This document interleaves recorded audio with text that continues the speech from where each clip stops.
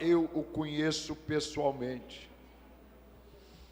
Amém. Abra a tua Bíblia, querido, a palavra de Deus em Mateus capítulo 14,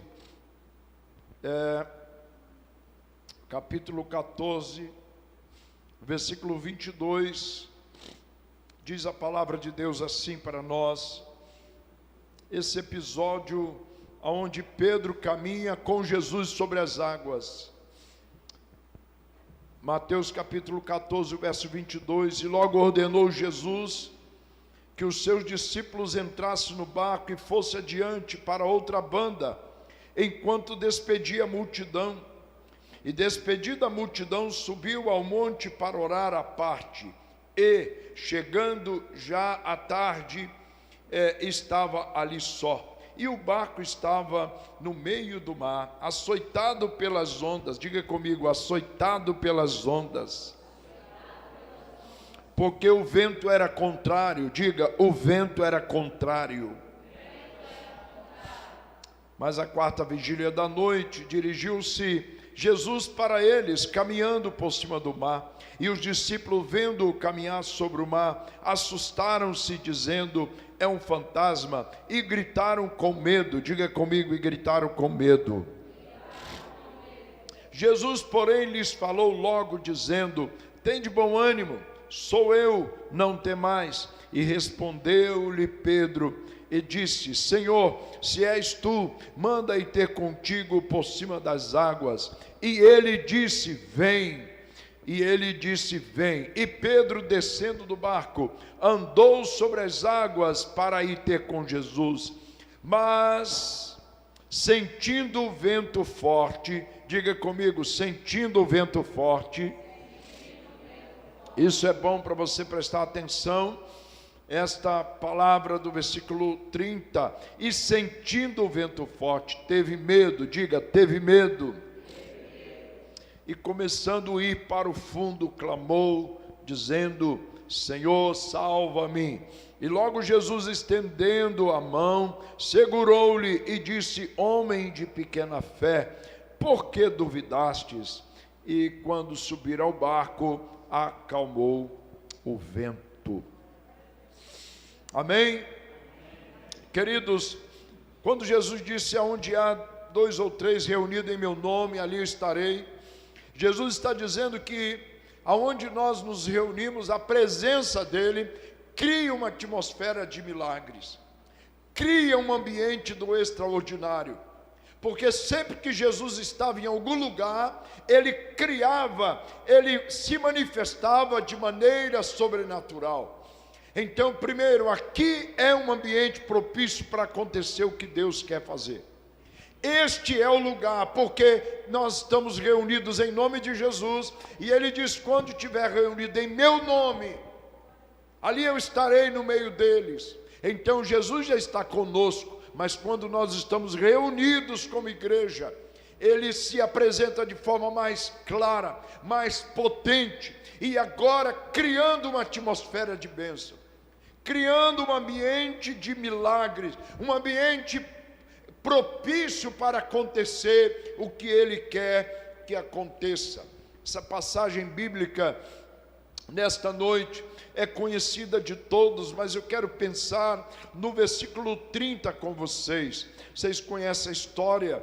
Jesus encontra com os discípulos, Jesus avança sobre o mar, começa a andar sobre as águas, e eles preferiram acreditar que era um espírito, um fantasma, um espírito morto. Eles preferiram acreditar nos mitos, nos contos que era falado pelos pescadores. Eles preferiram adotar um pensamento sincretista, um pensamento mitológico, um pensamento de um fantasma, de alguém que morreu, alguém que está aqui só a sombra dele, só o espírito. Eles preferiram acreditar nisso do que acreditar na presença de Jesus entre eles. Mas eles gritaram: é um fantasma, e o texto diz que eles gritaram com medo. medo. Jesus, porém, lhes falou logo dizendo: tem de bom ânimo, sou eu, não tenha medo. Então Pedro faz um desafio: Senhor, se és tu, manda e ter contigo sobre as águas. Essa posição de Pedro é uma posição um pouco de dúvida. Esse se és tu, manda e ter contigo, ou seja, se é o Senhor que está falando, eu vou andar sobre as águas. Se é o Senhor que está me ordenando, eu vou andar sobre o milagre na minha vida. O texto é claro e objetivo. Ele diz: se é o Senhor que está aí, não é um fantasma, não é uma história dos pescadores que viam sereias no mar, que viam fantasma nos ventos. Então, se é o Senhor de verdade, manda e ter contigo. Então o texto diz, no versículo 29, disse Jesus: vem.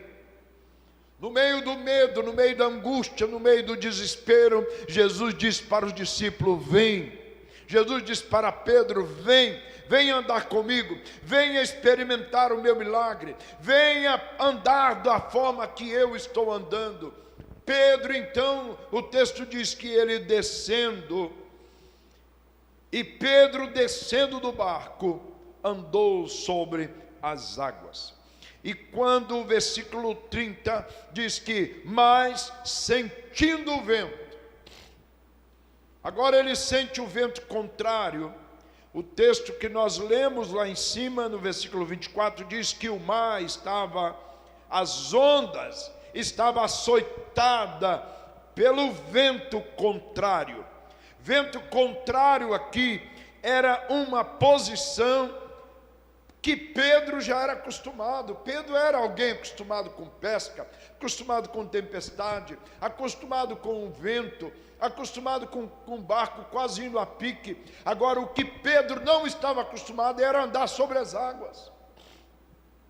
Isso não fazia parte da experiência de Pedro, porque a maioria das pessoas não vivem a maioria dos milagres, porque nós vivemos a maioria da nossa vida de forma material e nós não acreditamos no sobrenatural.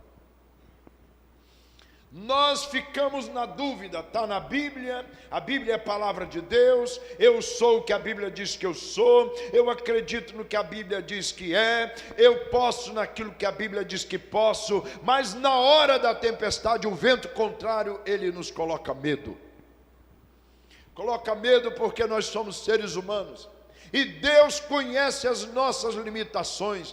Mas o que Jesus quer nos dizer nesta noite, no versículo 31, quando Pedro vai afundando e ele grita: Senhor, salva-me.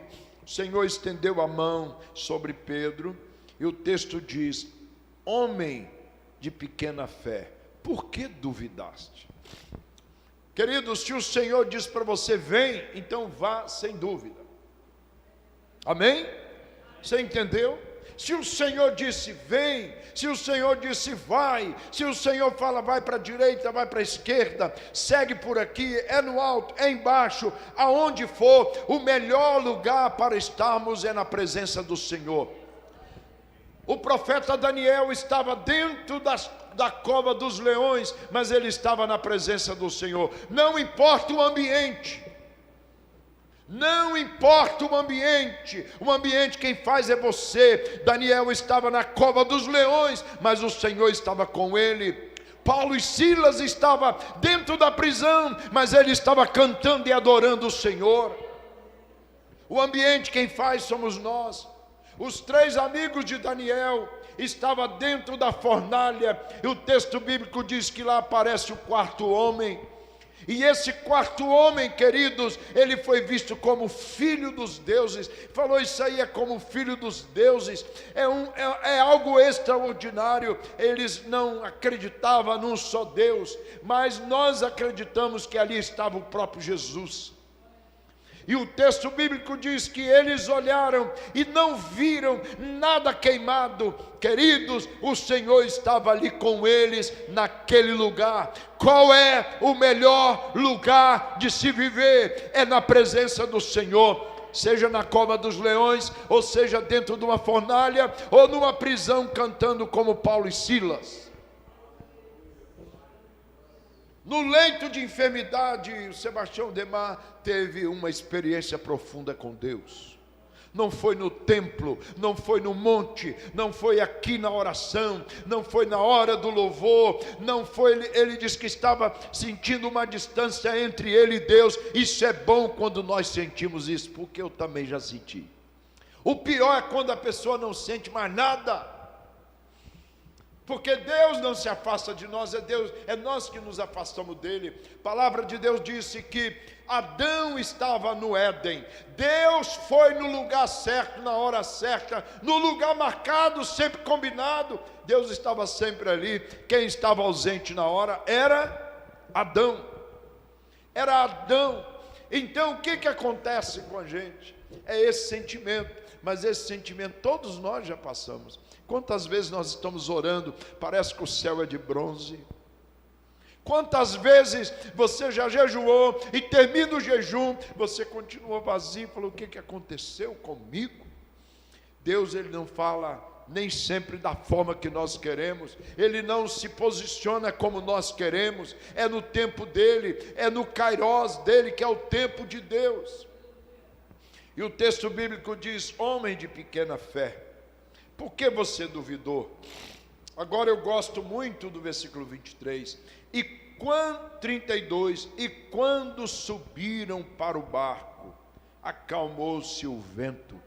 Você sabe que o texto não está dizendo que Pedro andou de novo sobre as águas, mas Jesus não levou ele no colo para o barco, não. O texto também não diz que Jesus pegou ele no colo e levou. O texto então faz nos entender que Pedro andou sobre as águas, porque ele estava afundando. Aonde que um pescador não sabe nadar?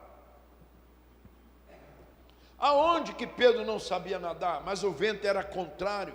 Pedro perdeu suas forças. É quando nós perdemos as nossas forças é que vem a força de Deus em nós. É na nossa limitação é que vem o poder infinito de Deus. Pedro sabia nadar, Pedro era pescador, mas ele grita ao Senhor porque ele estava afundando.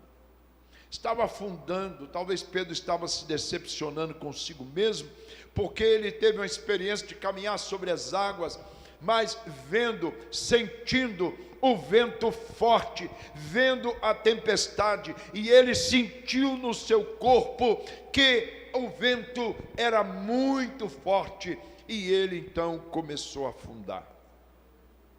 Vento contrário, querido, sobre nossas vidas. Acontece, nós estamos no mês de setembro. Mês de setembro é o mês de refletir, de pensarmos sobre tristeza, depressão, angústia, medo. Isso é natural do ser humano. Sabe de uma notícia que eu quero para você? Às vezes Deus não tira a tristeza, Ele te capacita a vivê-la. Às vezes, como Sadraque, Mesaque e Abednego, Deus não os livrou da fornalha. Foi dentro da fornalha que Deus os libertou. A tristeza que nós temos, ela não pode ser uma tristeza permanente, porque Jesus disse: no mundo tereis aflição, tem de bom ânimo, eu venci. Não está escrito você também vencerá, mas nós entendemos que porque Jesus venceu, nós vamos vencer. Amém? Porque ele venceu. Pedro então, de olho no vento e na tempestade, Pedro então começa a afundar. Eu quero fazer uma reflexão com vocês, uma passagem bíblica dos nomes dos filhos de José. Os nomes dos filhos de José, versículo 51 do capítulo 41 de Gênesis. Vai ser o contexto desse Pedro que os ventos e a tempestade começa a afundar. Que tipo de tempestades são essas? Que tipo de medos são esses? Qual é o medo que nos trava? O medo é bom, tá? O medo não é O medo não é coisa de covarde. O medo é natural, é do ser humano. Agora eu preciso ver quando esse medo está travando a minha vida. Eu preciso ver quando esse medo está me afundando. Quando esse medo está tirando a minha capacidade de crescer, de produzir, de avançar. Eu estava assistindo um vídeo que está lá no Ministério dos Homens. O ex-ministro Paulo Guedes, falando sobre a questão da economia do Brasil,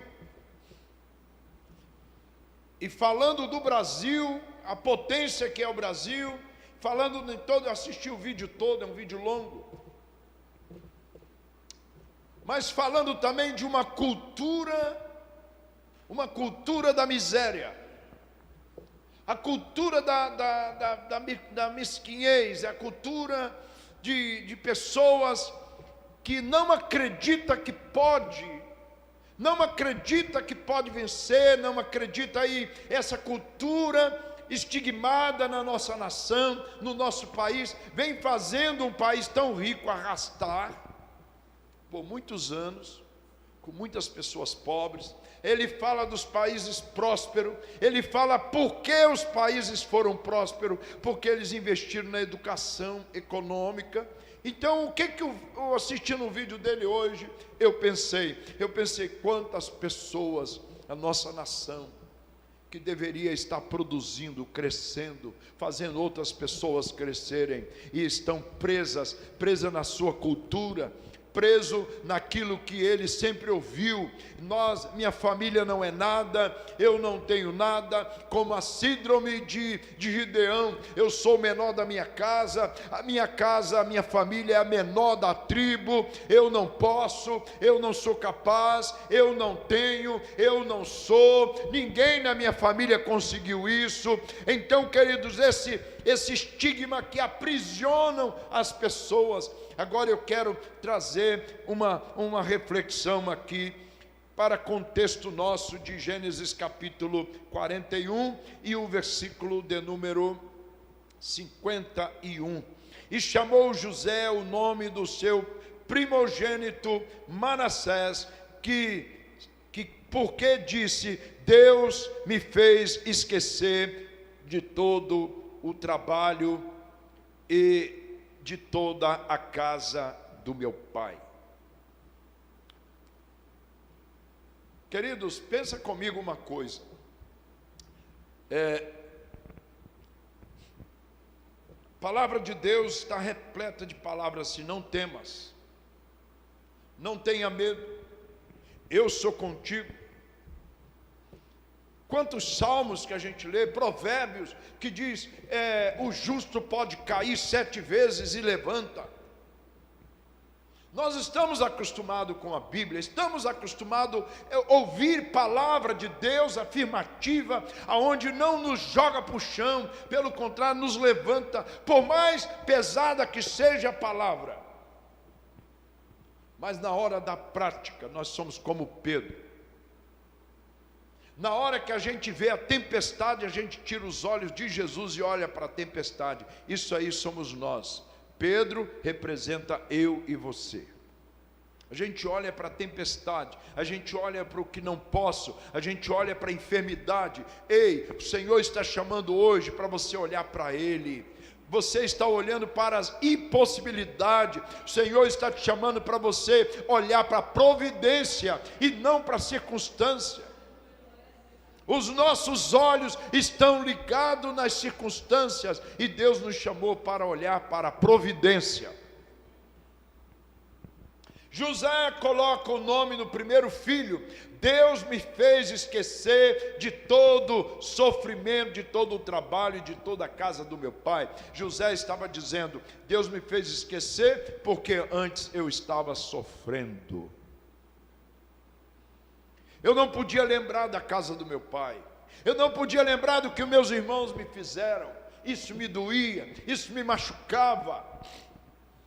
Então, quando ele tem um filho, o primogênito, ele coloca o nome de Manassés, para sempre que ele olhar para Manassés, ele vai lembrar: Deus me fez esquecer do meu passado. Deus não nos dá amnésia, mas Deus tira a dor do passado. Deus tira a dor do sofrimento. Você nunca vai esquecer o que fizeram. José não esqueceu o que os irmãos fizeram com ele, mas Deus tirou a dor. Deus tirou a dor de José. Quando você lembra de alguma coisa, ainda está doendo, você precisa pedir: Senhor, me ajuda. Porque essa dor é o medo que nos aprisiona. Essa dor é o vento e a tempestade que vem contra nós, e aí nós tiramos os olhos de Cristo e olhamos para a dor. O passado, ele é aprisionante, era uma prisão. Eu falo e eu repito, porque eu vivi muito tempo preso no passado. Quem vive no passado morre para o futuro. Ele morre para o futuro, quem vive no passado. E foi o que aconteceu com José. O texto diz que o Senhor me fez esquecer de todo o trabalho, de toda a luta e de toda a casa do meu pai. Tudo que meus irmãos fizeram, o Senhor me fez esquecer. O segundo filho, versículo 52, Gênesis 41, 5:2. E o nome do segundo chamou Efraim. Diga comigo: Efraim.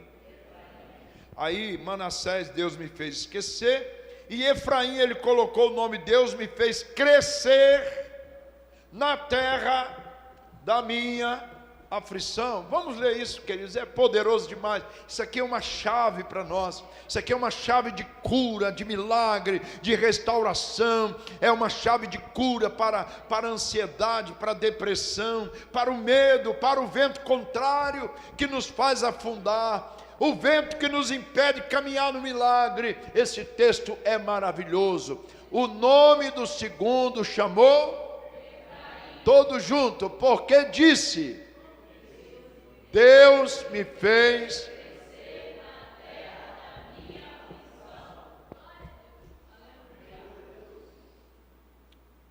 Por que Deus não nos faz crescer passeando a orla, tirando férias em Búzios? Por que Deus não nos faz crescer num navio de cruzeiro, passeando, curtindo a vida? É pecado? Não. Não é pecado viajar. Se você tem dinheiro, viaje. Se você tem condições, não vai ficar devendo. Tem gente que viaja, divide em 100 vezes no cartão, depois morre de tanto pagar e fica desesperado, depois vai orar e o Senhor fala: o que você está orando para quê? O que você está orando? Não é pecado, queridos. Mas a maioria de nós cresce na aflição, cresce na dor, porque nós somos tão limitados e nós não sabemos lidar com as bênçãos que Deus tem para nós. Esses dois filhos de José, José olhava para ele, olhava para Manassés. Sempre que via Manassés: Deus me fez esquecer do meu sofrimento no passado. Sempre que ele olhava para Efraim: Deus me fez crescer na terra da minha aflição. A palavra Efraim no hebraico, na tradução dos melhores rabinos que existe na atualidade, diz que significa crescimento e prosperidade. Crescimento e prosperidade. E por que? O que impede a pessoa de crescer e ser próspero? Lembra que nós já falamos aqui uma vez: prosperidade não é só dinheiro. Eu li numa frase de Augusto Cury que diz que tem tanta gente pobre no Brasil cheio de dinheiro. Miserável. Só tem amigo que esse dinheiro comprou. Só tem a casa que esse dinheiro comprou, mas o dinheiro não comprou um lar. O dinheiro não compra lar, o dinheiro não compra alegria. Então, quando a gente fala de prosperidade, a gente está falando de um conjunto de coisas. É o shalom que nós já aprendemos aqui.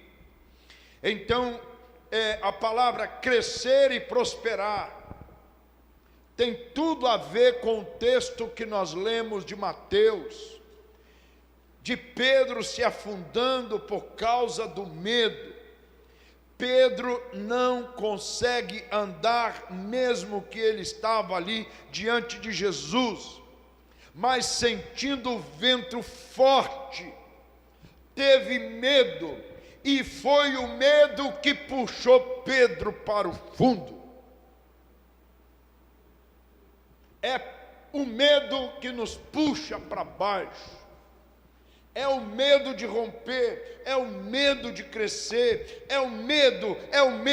Queridos, ele fala, quando ele está afundando, ele fala, Senhor, ele clamou, Senhor, salva-me. E o texto bíblico diz que o Senhor estendeu as mãos e segurou. O Senhor Jesus o segurou, e segurando a tua mão, Ele diz, por que você duvidaste? Ele quer dizer, você iria vir até onde eu estou, você não ia andar só 1 ou 2 passos no milagre, você ia andar a vida inteira no milagre, porque você duvidou. Pedro não disse, mas nós podemos interpretar, Senhor, foi o medo. Quantas pessoas têm um chamado de Deus, mas têm medo de se entregar de corpo e alma? Quantas pessoas sabem que o reino de Deus é algo poderoso, mas ele vai vivendo pela metade?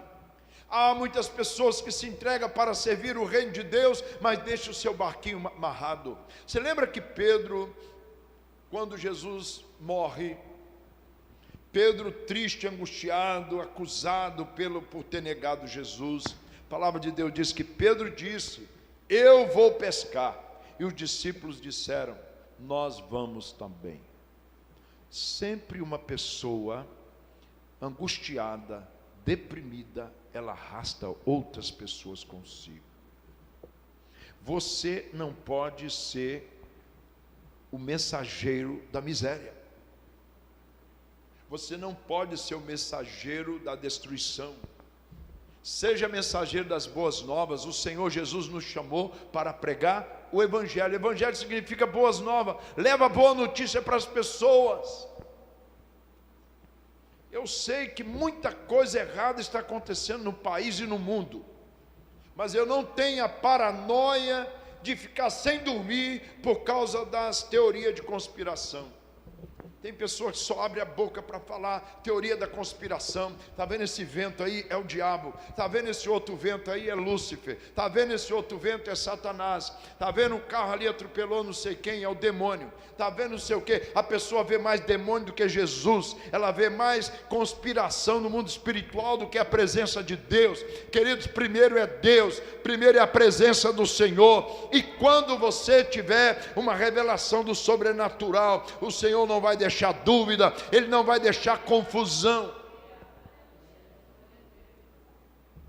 Palavra de bênção, palavra de cura, palavra de libertação. Abra a tua boca e deixa fluir um novo louvor. Encheu minha boca de cântico, e cântico novo. Diga comigo, cântico novo. É isso que muda o dia. Quando você levanta pela manhã e você já começa assim, esse dia vai ser mal, ó céus, ó mal, esse dia, eu não era para levantar. Querido, você está mandando uma mensagem para os seus neurônios, para o seu corpo. Seja preguiçoso durante o dia inteiro, não faça nada, não reaja a nada, aí a banda passa e você não vê, o milagre vem e você não enxerga. Mas quando mesmo triste, angustiado, não foi uma boa noite de sono, você levanta, a primeira coisa é dobrar o seu joelho, é falar com o Pai, é falar com Ele. Senhor, não estou sentindo bem, mas este dia vai ser um dia de milagre, vai ser um dia de bênção. Eu vou avançar, eu vou caminhar sobre este dia, eu vou andar sobre essas águas chamado hoje. Eu vou andar sobre essas águas chamado hoje. Não está fácil. Aí você manda uma mensagem para os neurônios: você vai vencer. Aí você levanta e caminha com disposição. José precisou de milagre. José precisou de milagre. E o milagre que ele precisou foi esquecer. E o filho Efraim, Deus me fez crescer. Diga comigo, crescer. Lembra que eu falei que crescimento e prosperidade não combina com medo, não combina com desespero, não combina com falta de fé. Crescimento e prosperidade, que é o significado de Efraim. As pessoas com medo, ela não cresce. Eu vi uma educadora infantil evangélica num curso, achei muito interessante. Ela fala que pais e professores de EBD ensinam as crianças primeiro a ter medo de Deus. O menininho é tão pequenininho, já está aprontando, aí o pai e a mãe dizem assim: não fala que Deus vai te castigar. Ó, não faz isso que Deus não gosta. Ele nem conhece Deus ainda. Ele nem sabe quem é Deus, mas já está aprendendo que esse Deus mata. Não pisa na bola não, porque ele vai te matar, ele vai botar uma doença em você. Você acha que todos nós estaríamos aqui se Deus não olhasse para nós com misericórdia? Se Deus resolve tirar a misericórdia dele aqui hoje, só vai sobrar quem? Você sozinho.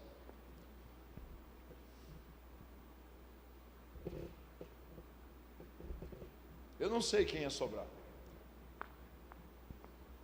mas não é a nossa capacidade, não são os nossos méritos, é a misericórdia de Deus.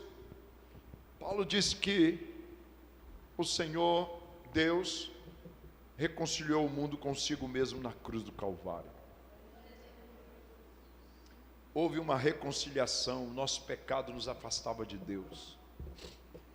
Agora, a chave de toda a Bíblia é crescimento.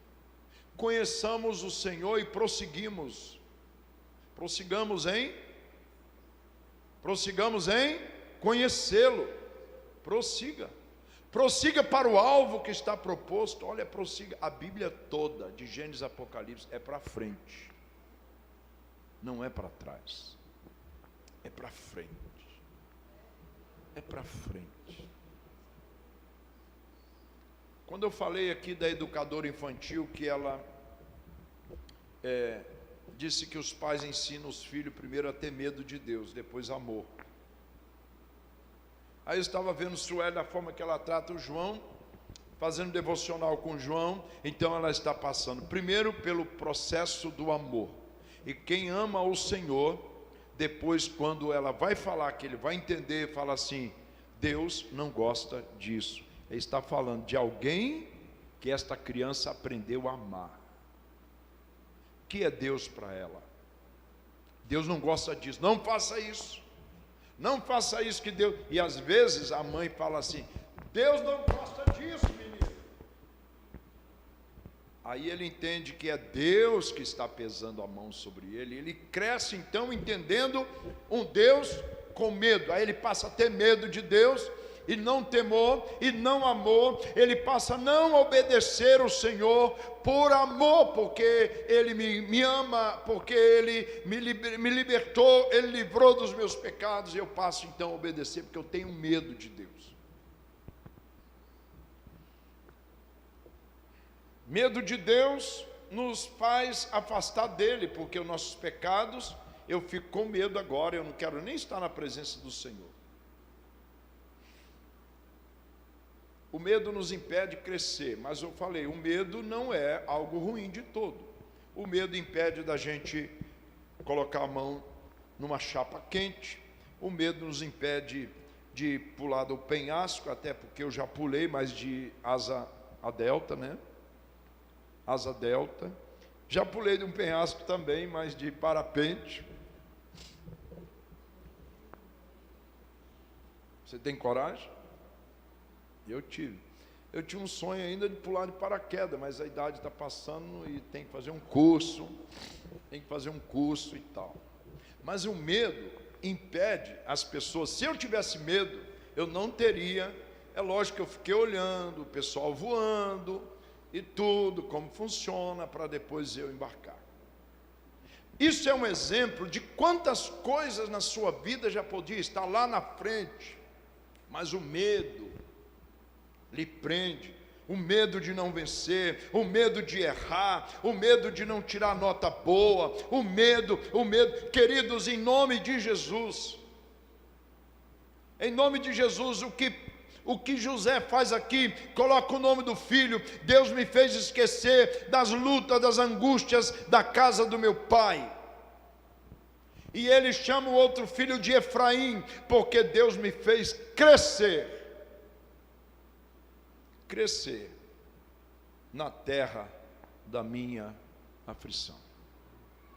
Deus lhe chamou para crescer em todas as áreas, espiritual principalmente, em todas as áreas, Deus lhe chamou. A palavra de Deus diz assim: não embriagueis com vinho que a contenda, mas enchei-vos do Espírito. Não dá para ser cheio do Espírito e ficar minguado, não dá para ser cheio do Espírito e não crescer para todos os lados. Queridos, uma mãe, quando uma criança não cresce, ela leva para o hospital, ela leva no médico, ela faz exame. O que está acontecendo com meu filho? Você precisa fazer essa pergunta: por que eu não estou crescendo como pessoa? Por que eu estou parado? Por que eu não avanço? Será que você precisa fazer como fez José? E quando José olha para Manassés crescendo dentro de sua casa, ele sempre lembrava, sempre que falava Manassés, ele fala: Deus me fez esquecer.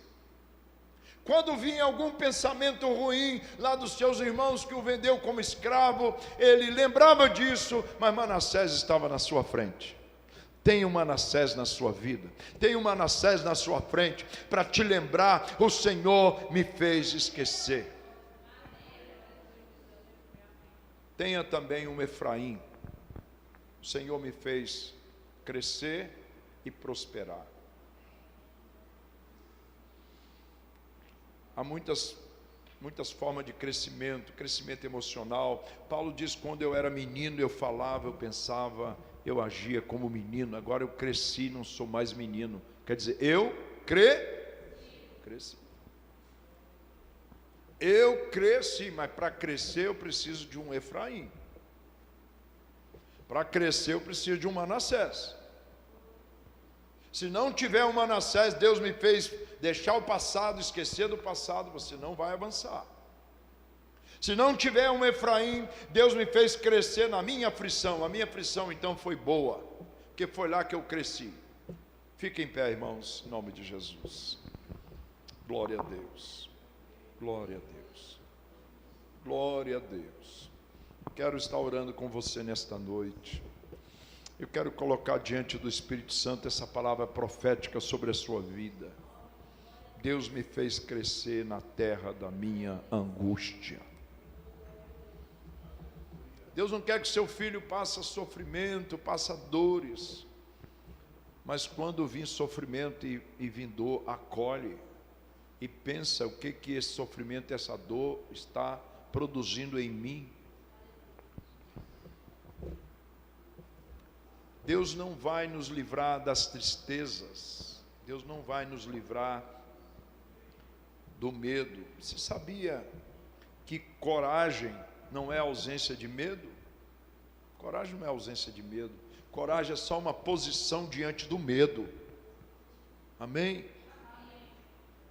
Paz não é ausência de guerra, é só uma posição que eu tomo diante da guerra, diante da luta, diante da tempestade.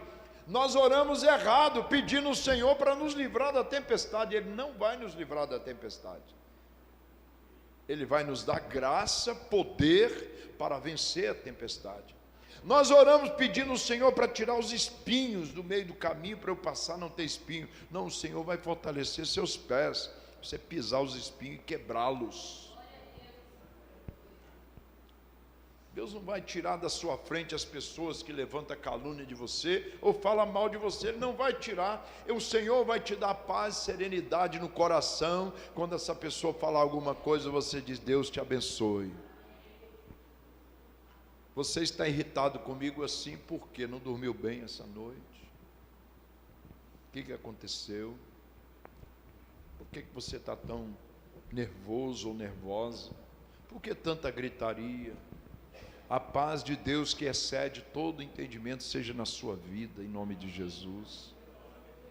Então o outro vai continuar falando, mas agora você tem uma posição bíblica, agora você tem uma posição de coragem. E o que as pessoas dizem: mas Pedro, que vacilo, Pedro afundou, mas foi o único que teve coragem de ir. Amém? Irmão, só erra quem tentou. Quem nunca tentou nada não vai errar em nada, mas a história de quem acertou é contada com muitos erros. Muitos erros, mas depois acertou. Então, vai falar de Pedro, mas Pedro foi o único que teve coragem. Mas ele deu só 2 passos, mas deu 2. Mas ele deu. E quando voltou, o texto não diz que Jesus levou Pedro no colo. O texto diz que pegando-o pela mão segurou. E quando subiram, os dois, no caso aqui, subiram no plural, para o barco, acalmou o vento. Acalma o vento nesta noite, Senhor. Aleluia. Acalma o vento que está dentro desse coração nesta noite. Pode vir aqui para frente, vamos ocupar esse espaço, porque eu quero ministrar uma calmaria do Espírito Santo dentro do seu coração nesta noite. Tem turbulência aí na tua alma, tem turbulência no teu coração, tem medo no teu coração, tem insônia no teu coração, tem algo que está impedindo o seu crescimento. Eu vou ministrar nesta noite em nome de Jesus. Eu vou ministrar nesta noite uma oração de bênção, de cura e de paz. A paz que excede todo entendimento vai entrar na tua alma nesta noite. A paz que excede todo entendimento vai te dar coragem para vencer amanhã. Você vai levantar com mais disposição, porque o Senhor está contigo. Você vai levantar com mais coragem, porque o Senhor está contigo. No nome de Jesus, no nome de Jesus.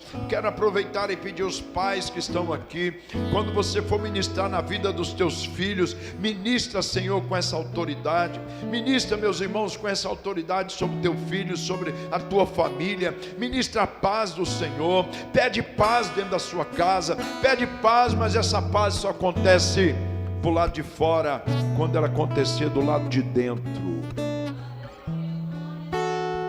Aleluia. Paz não é ausência de guerra. Paz é estar em paz com Deus, mesmo no meio da guerra. Aleluia. Aleluia. Coragem não é ausência de medo, é só a disposição de vencer o medo, mas Ele que está ali. Em nome do Senhor Jesus, eu quero ministrar calma no teu coração. Senhor, essa tempestade que está dentro da alma do teu filho e da tua filha, Senhor, acalma. O Senhor é que acalma a tempestade. Aleluia. O Senhor é que acalma a tempestade. Senhor, que tem controle sobre a tempestade física. O Senhor tem controle na tempestade que está dentro do teu filho e da tua filha nesta noite. Acalma, acalma, Senhor, o nosso coração nesta noite. No nome de Jesus, acalma o nosso coração nesta noite. Aleluia. Acalma, Senhor. Alivia, Senhor. Tira essa dor, tira essa lembrança. Senhor, produz um Manassés na vida dos teus filhos. Senhor, me fez esquecer das aflições que passei na minha família, na minha casa, na minha história, na minha infância. O Senhor me fez esquecer. Manassés na minha vida. Oh Senhor da glória, Senhor, produz um Efraim. Produz um Efraim para que o teu filho e a tua filha cresça no meio da dor, no meio do sofrimento, e faz ela vencer, faz ele vencer, faz ele sair do outro lado glorificando o teu nome, faz ele sair do fundo e vir para cima. Aleluia. Ó Deus, em nome de Jesus. Em nome de Jesus, eu não sei quantas pessoas estão aqui nesta noite. Ó Deus, que está vendo o seu barco afundando. Ó Espírito Santo, eu não sei quantas pessoas aqui estão sentindo o vento bater no corpo, na alma, no espírito. O vento está batendo com força. Pai, mas no nome de Jesus, o Senhor é que levanta. O Senhor é que levanta, o Senhor é que cura, o Senhor é que traz o milagre, o Senhor é que estende as mãos, o Senhor é que levanta o caído. Aleluia. Pai, no nome de Jesus, nesta noite, peço o milagre do Senhor sobre a vida dos nossos irmãos. As bênçãos que o Senhor derramou sobre o nosso irmão Sebastião Demar, possa ser derramado sobre teus filhos. Nesta noite eu oro por cura. Eu oro por cura nesta noite. Pessoas que vieram enfermas, eu oro nesta noite por curas. Curas da alma, cura física. Eu oro em nome de Jesus. Pai, vai desfazendo toda enfermidade que está assolando teu filho e a tua filha. Senhor, eu oro por aqueles que estão nos assistindo, aqueles que vão assistir depois, que vão alcançar lá no YouTube. Senhor, em nome de Jesus, age na vida deles. Pai, traz cura, traz milagre e libertação. No nome de Jesus, o Manassés sobre nossas vidas. Aleluia. O Manassés sobre nossas vidas. Um Efraim em nossas vidas. Um Efraim, crescimento e prosperidade. Amém? Queridos, pode aplaudir.